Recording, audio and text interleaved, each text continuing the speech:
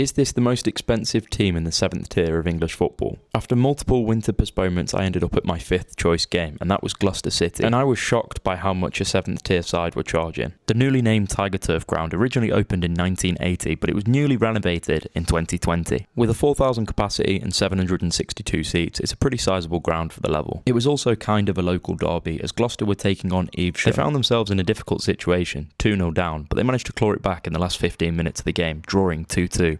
But that makes me question, was it worth the £16 admission in the 7th tier of English football?